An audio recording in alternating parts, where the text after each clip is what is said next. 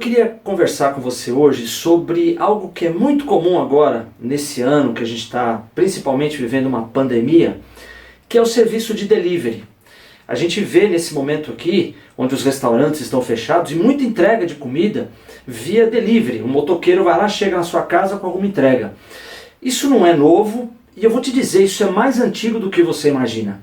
Eu vou falar do primeiro serviço de delivery, e olha, você vai ficar surpreso, isso aí estava lá na Bíblia. E ele funciona até hoje.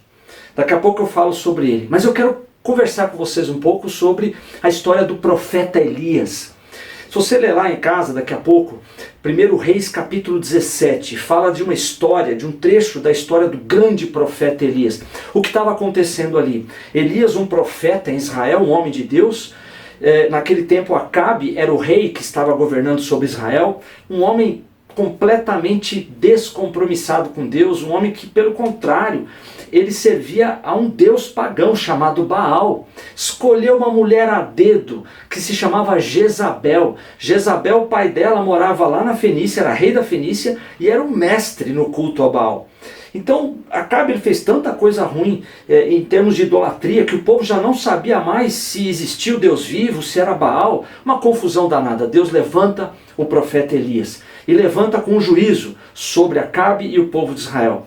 Então Deus manda, Deus ordena que Elias se coloque lá diante do rei Acabe e ali naquele momento ele profetiza um juízo de Deus. Assim, rei Acabe, não vai chover sobre a terra por um grande período.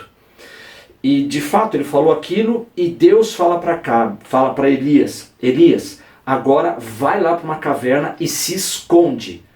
Porque olha só, um profeta de Deus fala que não ia chover e por 3 anos e meio não choveu sobre a terra. Então você imagina uma seca de 3 anos e meio. Não tinha plantação, por consequência as criações, os animais morriam. Então aquela terra passou um perrengue danado, passou por 3 anos e meio de uma carestia grande. A gente conhece aqui no Brasil a realidade da seca no sertão. Foi isso que aconteceu ali, de uma maneira exponencial. Então Acabe queria a cabeça de Elias, porque ele foi o grande responsável dessa seca e desse sofrimento da terra. Por isso que Deus fala assim para Elias, Elias, vai lá e se esconde numa caverna. E olha só, Deus diz assim, eu ordenei aos corvos que te sustentem. Elias vai lá para aquela caverna, era um local específico, e ali naquela caverna, ao lado dela, tinha um ribeiro. E naquele ribeiro ele tomava água, e Deus falou que ia sustentar ele naquela caverna. Como? Ele ia pegar um grupo de pessoas, amigos, parentes de Elias, que todo dia iam lá sorrateiramente entregar pão e água e comida para ele? Não! O rei Acabe, o rei e o reino estavam atrás desse profeta. Não ia dar para esconder ele por muito tempo. Mas Deus escolheu um modo diferente. Falou assim, eu vou ordenar, essa é a palavra que ele usou, aos corvos que te sustentem. Então se coloca na pele de Elias. Elias não era super-homem. Aliás, a Bíblia diz que Elias era um homem sujeito às mesmas paixões que eu e você. Então ele tinha medo? Lógico que tinha medo. Agora Deus fala para ele, fala assim, Elias, agora você arrumou uma treta com o rei, então ele se esconde numa caverna. Fala assim, tá bom. E como é que eu vou me sustentar lá, né? Mas Deus já tinha falado, eu vou ordenar os corvos que te sustentem. Como é que é isso?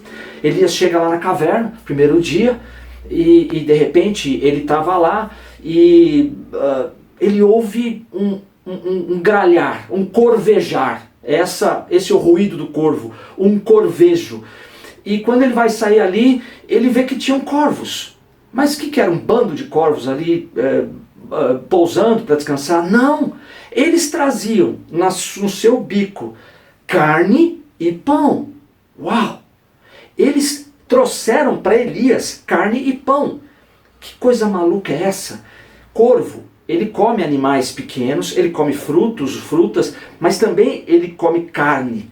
E curiosamente aquele corvo, num tempo de seca, onde o mantimento era escasso, ele traz carne no seu bico, e detalhe, ele não come carne. Tem um detalhe sobre os corvos, eles têm a característica de carregar grandes pedaços de mantimento para levar para os seus ninhos. Então ele trouxe ali um pedaço de carne. Só que eu não sei quantos corvos eram, imagino que no mínimo 2, um ia trazer a carne, o pão, ou vários, ou um só não ia trazer as duas coisas. Mas enquanto um trazia carne no seu bico, o outro trazia pão. E entregava para Elias. Então eu imagino que quando Elias ouviu aquele corvejar, ele ouviu aquele ruído, como se fosse alguém que chega aqui na nossa porta e buzina e toca a campainha. Chegou o iFood. Então chegou lá o iFood para Elias. Aliás, iCorvo. Chega lá o iCorvo, acho que 2 no mínimo, e ele vê aquela cena, carne, e tem ali um pedaço de pão. Carne até a gente imagina, já sei, como o corvo ele pega pequenos animais, ele trouxe um pequeno animal? Eu acho que não, a Bíblia diz que era a carne. Ele traz uma carne no bico. E o outro traz pão, mas que pão, gente? Que padaria que ele ia buscar pão? Tá bom, então Elias pega aquilo lá, imagino que ele ficou surpreso com aquilo, pega aquele alimento, era, sei lá, meio-dia. Então ele se alimenta daquilo. Falei assim, tá bom, e agora? A água estava ali no ribeiro, bacana, e ele vai lá, não tinha o que fazer. Então ele foi lá para a caverna, foi dormir, foi descansar. De repente, no início da noite, ele ouve de novo a buzina, ou melhor, o corvejar. E quando ele chega lá, tinha mais corvos. De novo, com carne no bico e pão. Que coisa doida. E eu imagino que isso, ele ficou por alguns dias, ele acostumou. Ele ficou naquele ribeiro, mais ou menos pelo que a Bíblia narra, 1 ano. Todo dia, 2 vezes por dia, carne e pão.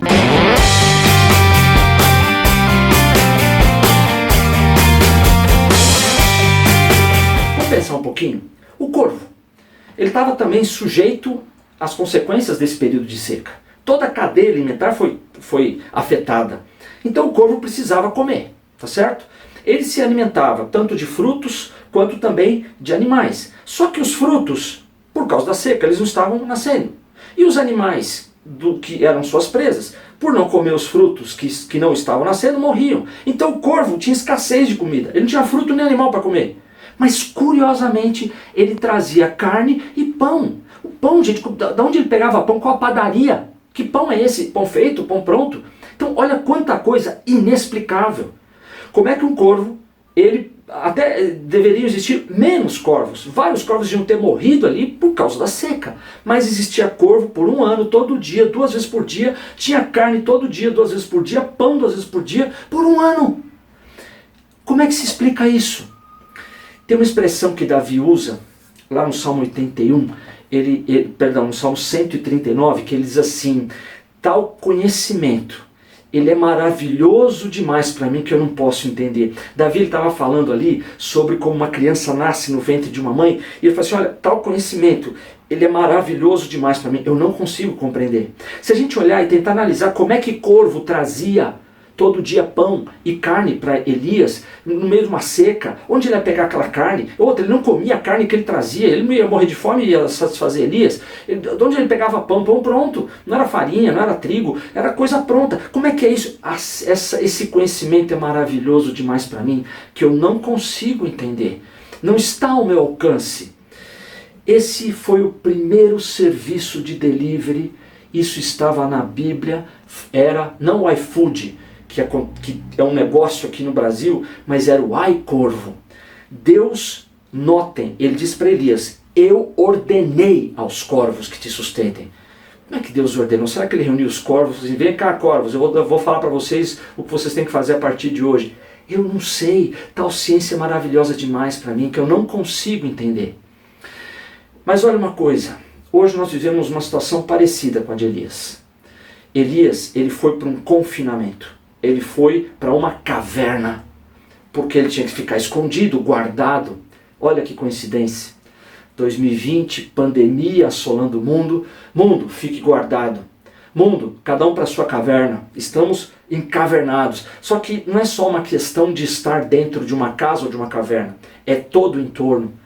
Elias estava numa situação de uma seca completa, integral.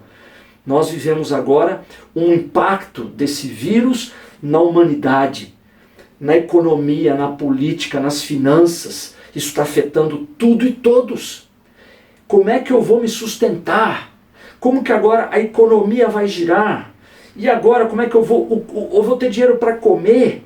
E agora essa situação de confinamento, quem vai me amparar? Deus ordenou aos corvos que o sustentassem. Deus continua o mesmo. Ele é o mesmo ontem, hoje e vai ser eternamente. Então hoje eu digo a você que o mesmo sistema de provisão, o mesmo delivery, o mesmo iCorvo que ele usou ali, Hoje esse delivery continua a operar, talvez seja o negócio mais antigo da humanidade, mas Deus, ele ordena para que os corvos te sustentem. Ali era corvo, ali era uma ave. O que seria hoje o corvo? Notem bem, eu tenho ouvido testemunho de pessoas dentro da nossa comunidade de fé, em outros lugares, eu tenho ouvido estranhamente que pessoas do meu relacionamento conseguiram emprego, carteira assinada. Mas como? Está todo mundo demitindo? Como é que essa pessoa conseguiu emprego agora? Eu conheço pessoas que nesse momento de pandemia, crise econômica, receberam aumento de salário, foram promovidas. Mas como promovidas? Como é que eu explico? Essa ciência é demais, é maravilhosa demais para mim. Eu ouço pessoas que sobrenaturalmente estão sendo sustentadas nessa hora. Sai a provisão de uma coisa muito incerta, improvável. Deus está usando os corvos. Notem bem, vamos pensar comigo. Se tem alguém que ganha, consegue um emprego hoje com carteira assinada, como é que isso se explica? Peraí, a empresa que o contratou, ela precisa ter lá a sua receita, a sua entrada. Mas numa economia parada, o dinheiro não entra.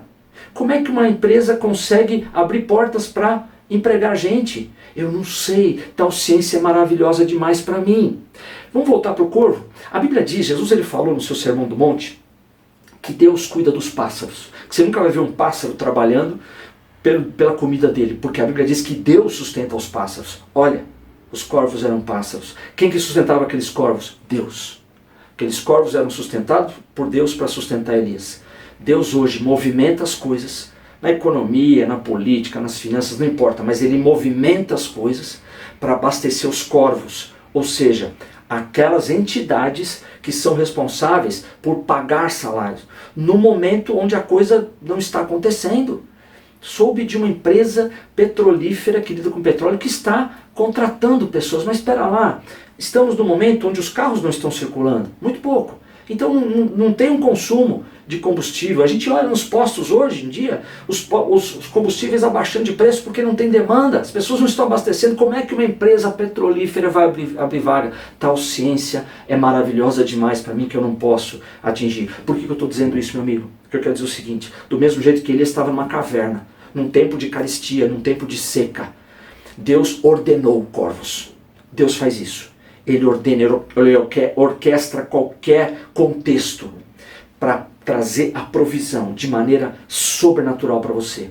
Talvez você estava esperando, mas de onde vai vir? Eu não consigo enxergar. Deus usa meios sobrenaturais. Ele vai abastecer os corvos para que um sistema de delivery chegue para a tua provisão.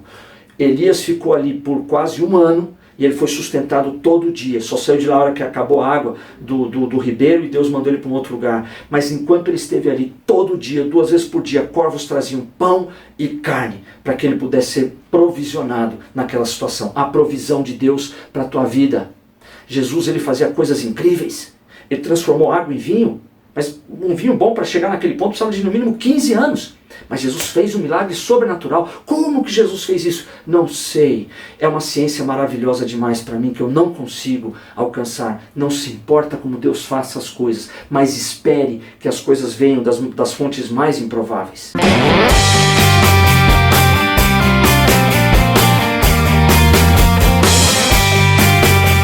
Muito bonito. Isso que você está falando, você citou aí alguns testemunhos, alguns exemplos, mas você não sabe o que eu estou passando. Você pode estar falando isso para mim. Olha, eu perdi meu emprego, perdi meu negócio, eu quebrei. Eu tive que mudar meu estilo de vida. Isso para mim não funciona, isso para mim não funcionou. Eu te respeito, mas eu quero hoje, eu tenho um objetivo no meu coração, de que você ouça o que eu tenho para te dizer da palavra de Deus. Não é minha palavra, mas a palavra de Deus. Eu quero hoje te dar uma chave nas tuas mãos, para que você possa receber esse delivery. Elias recebeu do ai corvo. Deus vai usar corvos para te suprir, mas eu quero te mostrar isso pela palavra de Deus e vou te contar um fato que solidifica isso que eu quero falar para você. Povo de Israel, sai do Egito, prestes a entrar na terra prometida. Deus falou para aquele povo, povo meu, eu preparei uma terra para vocês. onde vocês vão morar em casas que vocês não construíram, vocês vão beber água de poços que vocês não cavaram, vocês vão comer de oliveiras que vocês não plantaram, terra que mana leite e mel. Então Deus já tinha feito uma promessa, Ele tinha dado uma palavra. A Bíblia diz que céus e terra passam, mas a palavra de Deus não. Tudo vai passar, a palavra de Deus ela vai se cumprir. Deus fala, eu velo pela minha palavra para que ela se cumpra. Beleza, o povo foi lá, chegou na beira da terra prometida. 12 espias, Moisés manda 12 espias para espiar a terra. Depois de 40 dias eles voltam. E aí eles voltam com um relatório. Assim, a terra é bacana, a terra ela é boa, ela é fértil. Trouxemos aqui um cacho de uva que 2 homens têm que carregar numa haste. Porém, essa terra é habitada por gigantes. Ela está toda aparelhada, cidades moradas. Nós somos como gafanhotos aos olhos deles. E o povo ficou completamente contaminado por aquele relatório negativo. Mas espera aí, o que eles estavam falando? Eles estavam falando daquilo que eles viram. Eles não estavam falando daquilo que eles ouviram de Deus. E o povo ficou ali atordoado com aquilo, se rebelou contra Moisés e Arão, queriam voltar, queriam matar os dois, apedrejar os dois. Mas se levanta Josué e Caleb, 2 dos que estavam lá entre aqueles 12, fala assim, não gente, Deus já deu essa terra na nossa mão, eles são o nosso pão. Que diferença. Uns enxergavam assim, nós somos gafanhotos aos seus olhos. Caleb falou assim, eles são o nosso pão, Deus já deu na nossa mão. Essa era a promessa que Deus tinha feito. E aí Hebreus capítulo 4 diz assim, capítulo 4 verso 2, que aquele povo ouviu as boas novas, as boas notícias. Fala assim, olha, estou te dando uma terra, Deus falou para aquele povo, eu estou te dando uma terra. Elias, tem uma caverna lá, que você vai ter que ir para ela, mas eu já ordenei os corvos, você vai ser sustentado. E ele foi, e ele provou, ele creu naquilo que Deus falou, ele foi com essa palavra, ele manteve a rota andando sobre aquilo que é firme, isso que é agarrar. Aí a Bíblia diz que em Hebreus 4:2, que aquele povo recebeu essa boa notícia. Mas ele não entrou na terra, sabe por quê? Porque ele não misturou aquela boa notícia com a fé. Aí você vai dizer para mim, tá bom, mais um para me dizer que eu estou aqui nessa pindaíba porque eu tenho pouca fé, porque a minha fé é pequena. Eu estou dizendo então, você está me dizendo então que eu sou o culpado. E olha como isso é uma realidade, como tem gente que se vê numa situação de dificuldade e fala, já sei, é a minha fé pequena, a minha pouca fé. Olha, a fé se tornou não um indutor para a sua bênção, mas um obstáculo. Você tem lá um obstáculo, você está dizendo, olha, a minha fé me impede, porque ela é pequena, porque ela é pouca, a minha fé está me impedindo. Não, gente, não. Vamos entender o que a Bíblia diz, o que Jesus ensina. Amigo, entenda isso. Jesus ele falou assim, olha, se vocês tiverem a fé do tamanho de um grão de mostarda, vocês vão mover uma montanha. Ele não falou o contrário. Se vocês tiverem a fé do tamanho de uma montanha, vocês vão mover um grão de mostarda. Não. Sabe o que Jesus estava dizendo? A fé não precisa ser grande. A fé pode ser pequena. Olha, me permita dizer, a fé pode ser até meia boca. Ela pode ser até genérica.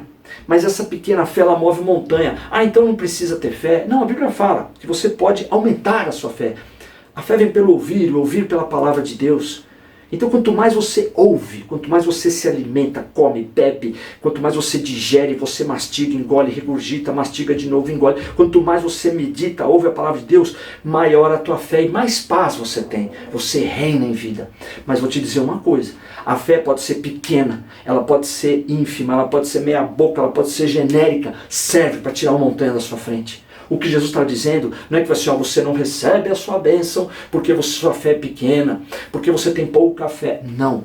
Ele está dizendo o seguinte, o problema é que aquele povo que não entrou na terra prometida, não é porque a fé deles era pequena, é porque eles não tinham fé, eles se negaram a exercer fé. O que eu estou falando aqui? Naquele mesmo texto de Hebreus 4, o escritor diz assim, olha, eles não entraram, eles perderam o descanso. Embora as obras já estivessem preparadas antes da fundação do mundo. Sabe o que está escrito ali?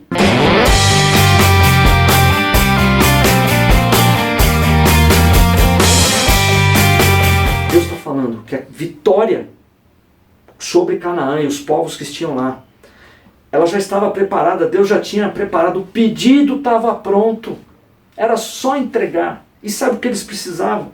Fazer nada. Eles precisavam só olhar para a promessa, como Josué e Caleb fizeram. Deus prometeu, eles estão na nossa mão, são o nosso pão.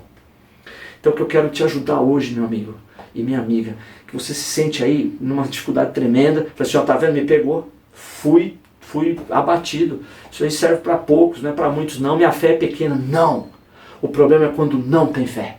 Aquele povo decidiu não exercer nada na palavra de Deus. Eles não olharam para a promessa. Deus tinha prometido, mas eles olharam para o povo, para o gigante, para as terras fortalecidas, cidades muradas. Eles não olharam. Olha para a promessa. Deus falou assim, Elias, eu vou mandar corvo, eu vou te sustentar. E isso foi sustentado. Então Deus hoje tem um pedido pronto para te entregar. Sabe o que você precisa fazer? Você precisa olhar para a promessa de Deus. Olha só, falei que Deus alimenta os corvos e os pássaros de uma maneira geral. Como é que um pássaro, ele alimenta o seu filhote no ninho? Ele vem com alguma coisa no seu bico, e como é que o filhote, ele pega aquela comida? Ele levanta a cabeça, abre o seu bico e o pássaro coloca na boca dele. Salmo 81 fala assim, abra a sua boca que eu a encherei. A fé é isso, a fé é uma dieta. O problema é quando você não come nada, você se alimenta de outras coisas, mas quando você se alimenta da palavra de Deus pode ser pouco, pode ser uma fé pequena, mas quando você abre a sua boca, e o pássaro me dá uma lição, o pássaro olha para cima e abre a boca, olha para cima e abre a boca, olha para cima e come, digere, recebe a promessa de Deus para esse momento. Promessa da Bíblia, ela é verdade, a verdade liberta. E a verdade prospera.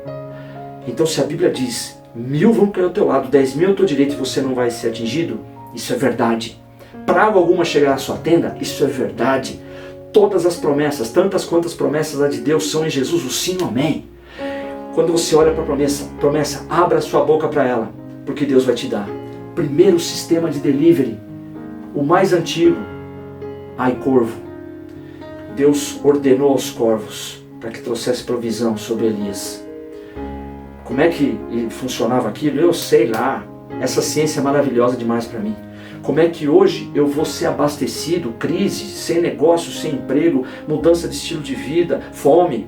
Como é que vai ser isso? Eu sei lá, mas Deus tem uma promessa. Várias. Abra sua boca que Ele vai encher. Olhe para a promessa de Deus. O teu pedido está pronto. Quando você pede um delivery, eles têm que ir lá preparar o pedido e coloca lá o pedido na embalagem, aí vai o motoqueiro lá para levar para sua casa. O teu pedido já está embalado desde a fundação do mundo. Efésios capítulo 1 diz assim, nós somos abençoados com toda sorte de bênçãos espirituais nos lugares celestiais em Cristo. Quando Jesus morre na cruz, Ele fala, está consumado. Sabe o que Ele fez? Ele anteviu a sua vida hoje, o que você está passando hoje. Ele sabia que você teria uma necessidade, Ele já fez o pedido está pronto e embalado. Sabe qual que é a sua parte para que isso se materialize na sua vida, para que esse sistema de delivery chegue na sua vida? Olha para a promessa, abre a boca para a promessa de Deus, e não abre a boca para reclamar da vida, mas abre a boca para a promessa de Deus. Eu quero orar por você. Senhor Jesus, muito obrigado por essa oportunidade de penetrar lares, mas penetrar corações. Eu não consigo ir até o coração de ninguém, mas a tua palavra que foi registrada, dita, falada aqui, ela sim penetra. Oro para todos esses que estão nessa estação caverna, para todos que estão nesse confinamento e estão, de certa forma, abatidos, foram atingidos, perderam emprego, perderam negócio, quebraram, mudaram estilo de vida, está faltando, estão com dívidas a pagar. Senhor, a tua promessa, ela não é anulada pela dificuldade. Nenhum vírus consegue anular as promessas de Deus, e nenhuma situação desse mundo, desse reino humano, pode se sobrepor à situação do reino de Deus. Então, no nome de Jesus, que o teu povo agora, que já ouviu as tuas promessas, que eles deixem de olhar para o vírus, para a crise, para a perda, para o inimigo, mas eles virem a cabeça para cima como aqueles filhotes de pássaros, que eles abram a sua boca para comer, para digerir as promessas que o Senhor tem para nós. As suas promessas são sobrenaturais, não há como explicar como é que a coisa vai se resolver na minha vida. O buraco é muito grande, não tinha como explicar. Corvos trazendo carne e pão no bico. Então, Deus, não é meu departamento nem nosso explicar como o Senhor vai trazer esse delivery até a minha casa, até a minha vida, até a minha família, até meu casamento, até meus negócios. Eu não sei, mas agora eu tomo uma decisão de abrir a minha boca para a tua palavra e me abastecer dela, porque é ela que vai me suprir. Visita o nosso povo com prosperidade, com saúde, com cura. Aqueles que estão atingidos pelo vírus, Senhor, que eles sejam curados no nome de Jesus e sejam levantados. Todo mundo que foi afetado, Senhor, nos seus negócios, na sua renda, na sua casa, do ponto de vista material, supre. Visita cada lar, Senhor, que está perturbado nos seus relacionamentos e traz a cura dos relacionamentos. Eu te agradeço pelo teu milagre sobrenatural e pelo teu delivery. No nome de Jesus. Amém. Amém. Que Deus te abençoe.